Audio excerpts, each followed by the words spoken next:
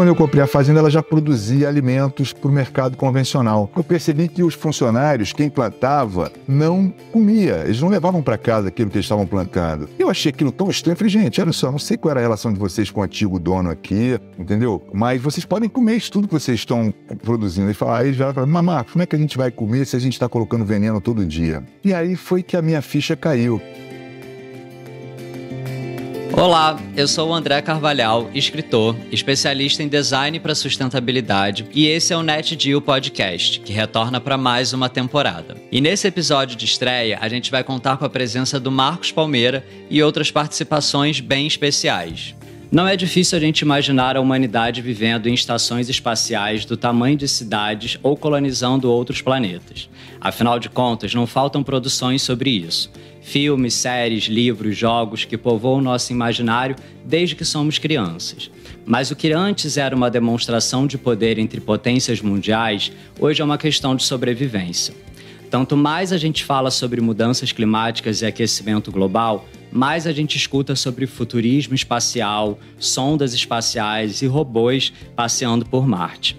Claro que para isso acontecer é preciso gastar mais combustível, extrair mais metais e com isso acabar esgotando os nossos recursos numa última tentativa de salvação fora daqui. No dia 22 de abril é celebrado mundialmente o Dia da Terra, uma data de conscientização sobre a conservação ambiental para proteger o planeta.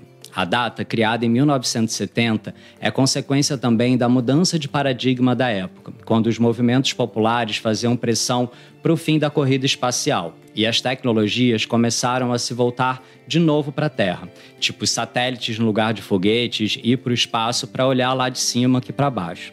E hoje só é possível comprovar as mudanças no clima, na biodiversidade do planeta, com os dados que foram gerados a partir dessas tecnologias. Na abertura da temporada passada, neste mesmo Dia da Terra, Ailton Krenak já alertava a gente. Ao nascer do dia, nós recepcionamos um planeta pleno, cheio de todas as ofertas maravilhosas para a gente habitar esse jardim. Ao pôr do sol, a gente tinha que ser capaz de olhar quanta luz desse planeta a gente consumiu para viver um dia de cada vez. Se hoje falamos do Dia da Terra, é porque mais do que nunca é preciso evocar uma nova mudança de paradigma.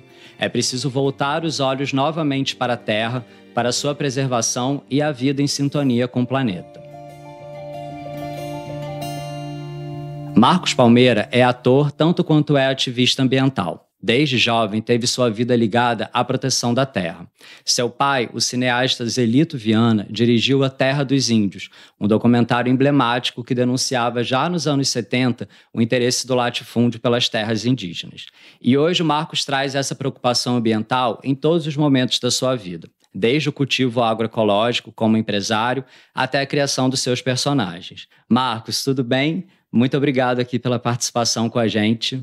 É um prazer te receber. Oi, André, tudo bem, cara? Pô, o prazer é meu poder falar com vocês aí nesse podcast maravilhoso, um dia tão importante. Pois é, super obrigado. E eu queria que você começasse contando pra gente, Marcos, como é que foi essa sua evolução, né, de ator até chegar no Marcos hoje, ambientalista? Cara, é uma história que até eu acho que eu preciso refazê-la para poder entender melhor os caminhos que foram tomados. Foi tudo muito empírico.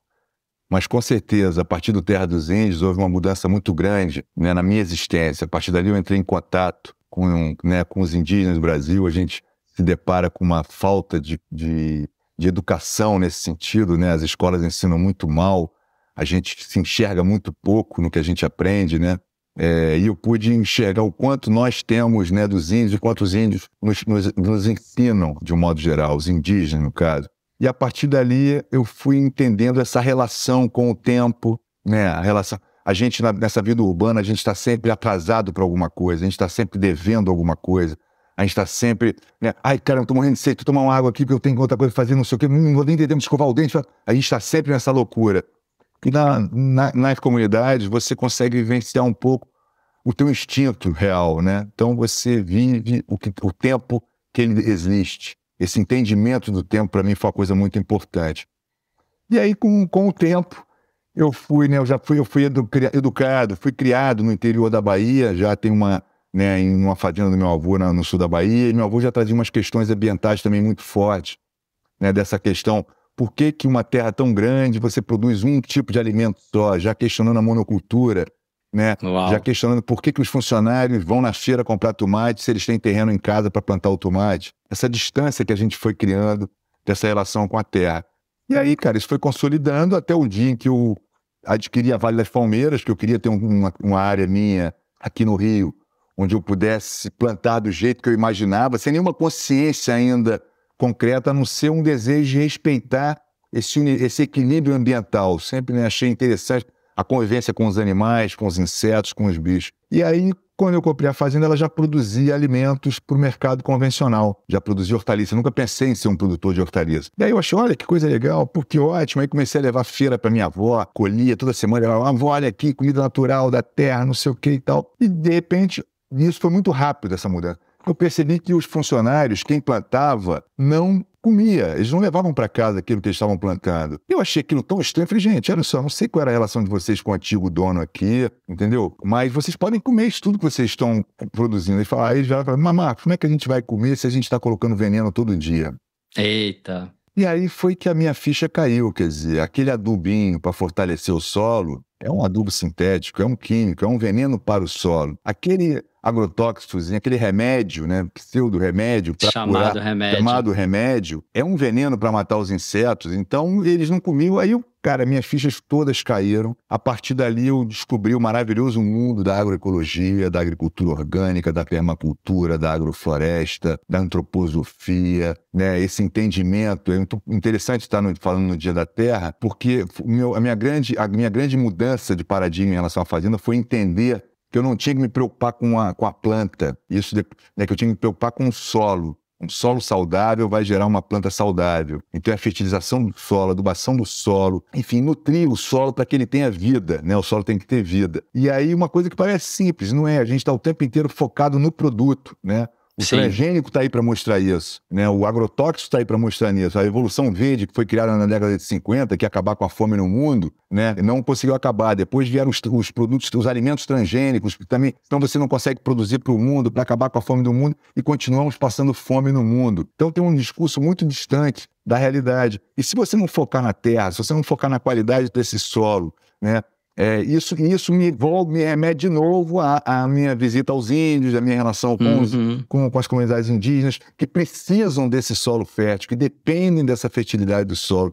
E aí minha cabeça, cara, foi para um outro lugar, e hoje realmente isso virou uma realidade. São 28 anos de fazenda, né? Uau! E são 27 anos praticamente ligados à agricultura orgânica, né, fomentando esse mercado. Eu acredito ainda que o Brasil ainda pode ser o celeiro de produção de alimentos do mundo, a hora que ele enxergar que o Ministério do Meio Ambiente é mais importante que o Ministério da Agricultura, entendeu? Porque o Ministério da Agricultura depende do Ministério do Meio Ambiente, o Ministério da Saúde depende do Ministério do Meio Ambiente. E a gente ainda não conseguiu virar essa chave, a gente ainda fica discutindo uma economia que não se sustenta na nossa realidade, né? Cada vez aumenta a desigualdade, cada vez são menos pessoas com mais concentração de renda, né? Então isso tudo foi me colocando nesse lugar. E é aqui que eu estou, né? Hoje estou aqui falando com vocês, podendo contar um pouco dessa experiência, mas eu acho que basicamente é isso, é você olhar para a terra como a gente deve olhar para a nossa saúde. Quer dizer, é a prevenção, né? Não teremos menos doenças se tivermos um corpo mais saudável. Então, para isso, precisamos nos alimentar bem, entender a força do alimento, nesse lugar dessa busca pelos nutrientes, nessa busca pela nossa energia. Enfim, aí a cabeça foi formando nesse meio tempo e hoje a fazenda virou uma realidade. Muito legal, Marcos. Eu adorei que você trouxe já o assunto da fazenda, porque você é um ativista que literalmente coloca a mão na terra, né? E para quem está ouvindo aqui, a gente não sabe, hoje a Fazenda Vale das Palmeiras conta com produtos orgânicos, certificados, premiados, né? Assim, é uma marca super importante sua e uma marca também, eu acho, de preservação, né? De agroecologia, de cuidar daquilo que estava degradado, de reflorestar. Você tem uma ideia? Quando eu comprei a fazenda, porque a fazenda cabia no meu bolso. Era o dinheiro que eu tinha naquela época e foi o dinheiro que eu consegui comprar. E depois que eu comprei, que eu me dei conta que a fazenda era toda degradada. Era uma erosão só. Eu, nesses 25 anos, 27 anos de preservação, fazendo muito pouco, eu vi que uma coisa foi voltando. Quer dizer, você interferir no mínimo possível na natureza, como ela te responde rápido. não tinha passarinho sobrevoando na fazenda, não tinha pássaro, de tanto agrotóxico que se usava, entendeu? Então eu pude vivenciar isso. A mesma coisa na Bahia, no sul da Bahia, nessa fazenda lá dos meus avós, que eu via, né? Aquela região foi uma região super fértil, foi a região mais fértil do sul da Bahia, pecuária de leite, pecuária de corte, e foi sendo degradada. De repente a conversa entre os fazendeiros é, cara, precisamos ir para o Pará. O Pará agora que é o nosso ouro, né? O nosso ouro está no Pará. Olha só, falar de ouro hoje, hein? O nosso ouro está no Pará, entendeu? É isso, a gente está o tempo inteiro, a gente destrói aqui, então vamos recomeçar em outro lugar, já sabendo que vai destruir. Então o ser humano precisa se repensar, né? Total, total. A gente fala muito sobre a recuperação dos biomas terrestres, como o Pantanal, a Amazônia, o Cerrado, mas pouco se fala sobre o desmatamento que acontece debaixo d'água. Os ecossistemas aquáticos são essenciais para a manutenção da vida na Terra. E para quem acha que a Amazônia é o pulmão do mundo, saiba que mais da metade de todo o oxigênio do planeta vem dos oceanos. Débora Pires, bióloga, pesquisadora, vai explicar para a gente a importância desses ecossistemas. O Brasil tem uma costa bastante longa, né, com 8.000 quilômetros de extensão, e que a gente tem, né, nessa costa ambientes muito heterogêneos, onde ocorrem, por exemplo, os manguezais, as restingas, praias, os recifes de coral, rodolitos. Então seria inadequado chamar todo esse ambiente marinho apenas de bioma marinho. Seria como juntar aqueles biomas oficiais todos e chamá-los apenas de bioma terrestre. Então eu diria que é fundamental que a sociedade como um todo reconheça o quanto é importante a conservação dos ecossistemas marinhos, que nos prestam muitos serviços ecossistêmicos, como por exemplo a regulação do clima do planeta, do ciclo da chuva, tão importante para tantas atividades, né, para a questão toda agrícola e a manutenção da biodiversidade terrestre. Débora é fundadora do projeto Coral Vivo, referência internacional sobre o tema, e que há 20 anos atua pela conservação da costa coralínea brasileira. E os corais, a gente poderia dizer que eles são organismos engenheiros de ecossistemas. Eles aumentam a complexidade do ambiente e isso permite um aumento de diversidade biológica. Eles se distribuem desde o Maranhão até o sul da Bahia e são os únicos recifes do Atlântico Sul. E ambientes coralíneos de formação não biogênica, né, que não são formados por organismos vivos, podem chegar e se estender até Santa Catarina. Eles protegem a costa contra a ação das ondas, abrigam assim muitas espécies, também são fontes de renda e de lazer para populações que moram nas proximidades. E nos recifes existem organismos que secretam substâncias que podem ser extraídas e utilizadas para a produção de medicamentos e outros produtos. E a gente estima que no Brasil quase 20 milhões de pessoas dependam direta ou indiretamente dos recifes. E Marcos, coincidentemente, muitos dos seus personagens acabam refletindo essa sua ligação com a Terra, né? Eu acho muito curioso que você fez a primeira versão do Pantanal e já trabalhou com cacau em Renascer antes mesmo de fazer o seu chocolate orgânico e conseguiu até converter o Zé Leôncio para a economia verde. Qual que você acha que é o impacto de colocar esses assuntos, né, sobre a produção sustentável, sobre sustentabilidade e tal, e de alguma forma combater o agronegócio no horário nobre, enfim, numa TV, num canal de massa, agora, né, recentemente com o remake de Pantanal, que fez um super sucesso. Que impacto que você percebe que isso traz para a vida das pessoas e para a terra? Eu acho que não é nem combater o agronegócio, a gente poder mostrar que existe uma outra forma. Na verdade, a forma que existe é essa de produzir, né? O agronegócio foi criado para viabilizar meia dúzia de pessoas, né? O PIB, para viabilizar o PIB, e não acabar com a fome no mundo, de verdade. Uhum. Então, eu acho que assim, você poder trazer essa discussão para o horário nobre, sem ser de uma forma panfletária, sem ser de uma forma de militância, entendeu, Eric? Ser uma discussão mais ampla, de você ouvir todos os pontos. Eu acho que o Zé Leôncio, nesse sentido, fez muito bem. Ele tinha uma intuição certa e tinha uma execução errada na vida, e ele percebia que alguma coisa não estava casando, e o Juventino, o filho dele, trouxe essa luz para ele. Então ele se coloca nesse lugar desse agronegócio, né? Porque nós estamos falando tudo é agronegócio. O que eu faço é um agronegócio, né? Só que é um agronegócio para o bem do negócio e das plantas e nosso. Então, eu acho muito importante, eu acho que a gente não existe, a campanha é muito desigual, o financiamento em cima do agronegócio, desse chamado agronegócio, da produção de soja, de milho transgênico, dessa coisa predadora, né, de exploração da floresta e tal, sem controle, ele tem um marketing muito grande em cima. Né, tem uma bancada ruralista para defender isso. E a agroecologia, ela não tem essa força, ela não tem essa penetração, ela não tem esse marketing, ela não tem uma mídia que fique ali, né, pontuando os benefícios de você investir. Então, quando você coloca isso numa novela das 9, né, você traz essa... O importante é trazer a discussão, já é uma coisa sobre a outra, é uma coisa junto com a outra. Esse agronegócio, ele pode também trazer benefícios se ele tiver realmente um olhar preocupado com essa preservação, né? Não estivermos falando só de commodities, né? Uhum. Porque isso me incomoda muito. Falar, o Brasil é o maior produtor de alimentos no mundo e tal. A gente produz, são commodities, são matéria-prima para virar ração, para a gente comprar depois essa ração industrializada e dar para os nossos animais. É um discurso que confunde as pessoas, né? Você foi na casa de alguém no Brasil que te ofereceu um prato de soja, principalmente transgênico, ninguém come soja. Esse milho. O que me incomoda nisso é porque o foco continua errado. A gente está focado na planta. Não está focado no solo. Total. Essa exploração, a gente vive ainda da exploração do garimpo em 2023, né, já percebendo que essa exploração dessas pedras preciosas, desse ouro, ela não beneficiou aquela população local, ela não beneficiou.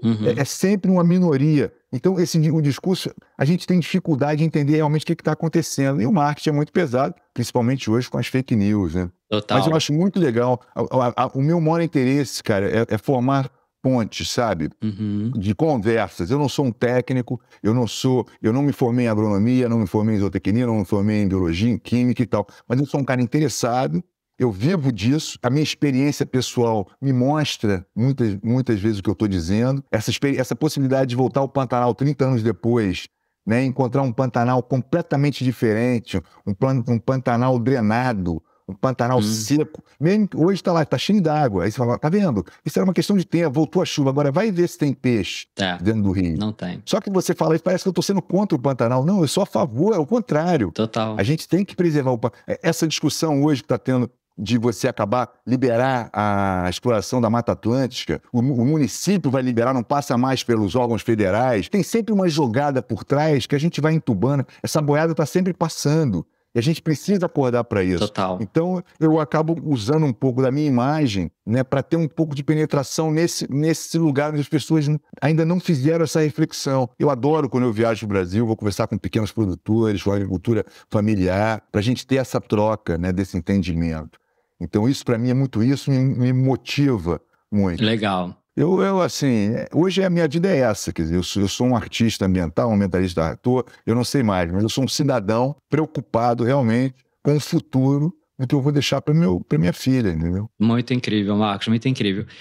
E você teve alguma resistência, vocês enfrentaram alguma resistência de trazer esse assunto para a novela, em abordar, em fazer essas pontes? Como é que foi isso para você? Não, a gente teve muita atenção. O Bruno Luperi, né, que foi o autor, o neto do Benedito, que fez uma adaptação incrível, né, nessa atualização da novela, tendo esse cuidado, sabe, de ser leve, de ter humor, de não negar todo esse preconceito que o Zé Leôncio tinha. Isso seja não só na questão ambiental, como na questão racial, na questão da homofobia, tudo isso foi colocado, e o Zé Leôncio, ele era essa reflexão. Na minha cabeça, eu queria que o público fizesse a reflexão junto com ele. Então isso leva a isso, que leva a isso, sabe? Porque é meio esse o exercício, né? Pensar um pouco diferente do que está sendo proposto para a gente. Pensar diferente para fazer diferente. Esse é o nosso objetivo. A National Geographic Society apoia cientistas, conservacionistas, contadores de histórias, educadores e desenvolvedores de tecnologias sustentáveis que lideram projetos cujo objetivo é mudar o mundo. E hoje a gente vai conhecer um desses profissionais, o conservacionista João Campos Silva, que trabalha na Amazônia desde 2008 e estuda como conciliar a conservação da biodiversidade e o bem-estar humano. Ele acredita que um destino sustentável para a Amazônia só será possível se a conservação garantir a qualidade de vida e os interesses das comunidades locais. A Amazônia é um lugar incrível, talvez uma das últimas grandes fronteiras para o conhecimento humano.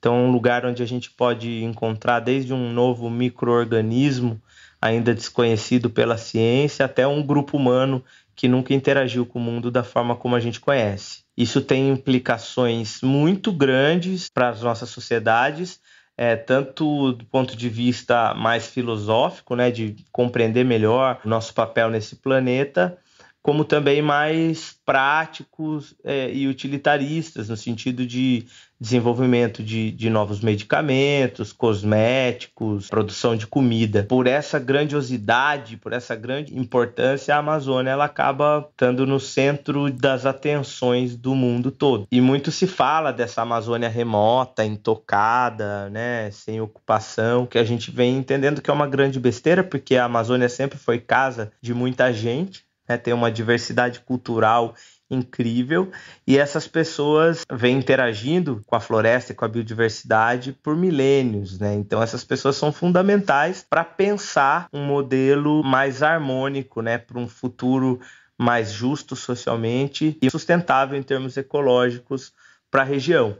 Na minha pesquisa, eu tento incluir essa dimensão humana para se pensar alternativas, né, de como alinhar o bem-estar das pessoas com a proteção da biodiversidade. Por muito tempo, tentou-se trazer para a Amazônia modelos externos, né, de conservação, de desenvolvimento local, que geralmente excluíam as pessoas locais, né, da perspectiva. E, obviamente, a maioria desses modelos falhou, né, porque não tem legitimidade na linha de frente.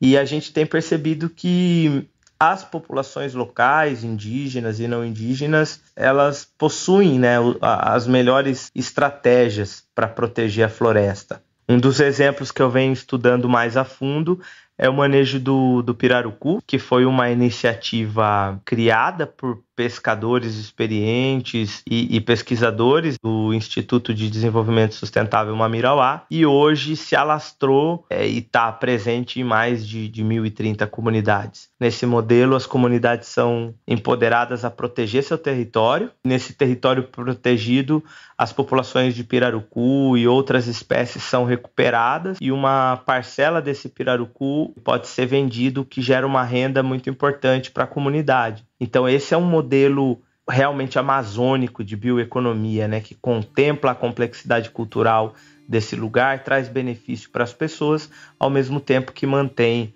a floresta conservada. O que você faz importa é uma campanha da National Geographic que tem como objetivo engajar e conscientizar as pessoas sobre a importância das suas ações. Marcos, e para encerrar, você falou agora há pouco, né, assim, dessa sua preocupação com o futuro, o que você vai deixar para seus filhos, para sua família. Queria que você contasse para a gente, o que você espera para o futuro? Cara, hoje quando eu olho para o Ministério do Meio Ambiente e vejo uma figura como a Marina, hoje quando eu olho para o ministério criado novo, né, dos povos originários, com a Soninha Guajajara, quando eu olho para a FUNAI, hoje com a Joênia, eu trabalhei na FUNAI há muitos anos atrás, meu sonho era ser indigenista, né, num período, mas esse é outro podcast. Mas eu vejo a Joênia, parece que eu falo, cara, tudo aquilo que a gente desejava nesses últimos 40 anos, acontece na figura da Joênia Wapichana como presidente da FUNAI. Então eu acho que isso me dá muita esperança hoje, de poder ver uma frente ampla, onde a gente não está discutindo ideologia, né? A gente está discutindo realmente o que é importante ser feito e o que não é importante ser feito. Então eu vejo com muito otimismo, acho que é um caminho muito longo ainda, muito difícil, nada vai ser fácil, a gente estamos tendo que reconstruir pontes que foram destruídas, né, de propósito, inclusive o projeto era esse, destruir pontes e formar, e fazer muros, né, pontes e muros, a gente está tendo que reconstruir pontes. Mas eu acredito que, através da educação, sabe, da consciência, das pessoas trocarem mais ideias sobre isso, hoje em dia as pessoas têm muita dificuldade de aceitar as diferenças numa conversa. Então, outro dia eu ouvi o André Bujan falando uma coisa incrível. Eu adoro quando eu vou para uma discussão e o cara me convence, e o outro me convence de alguma coisa, porque eu aprendi, entendeu? Eu não perdi, eu aprendi. Então a gente tem que estar aberto para aprender. Meu avô falava uma coisa muito interessante: nunca assuma compromisso com a eternidade. Então eu acho que é isso, a gente está atento para o que nos compete hoje, né, e hoje sermos essa mudança. Então eu acredito no futuro que eu estou vivendo hoje, entendeu? Legal, Marcos, muito obrigado. Com certeza a gente aprendeu muito com você aqui nesse nosso papo. André, eu que agradeço, cara, agradeço o carinho, a NetGeo aí, uma boa sorte para nós né?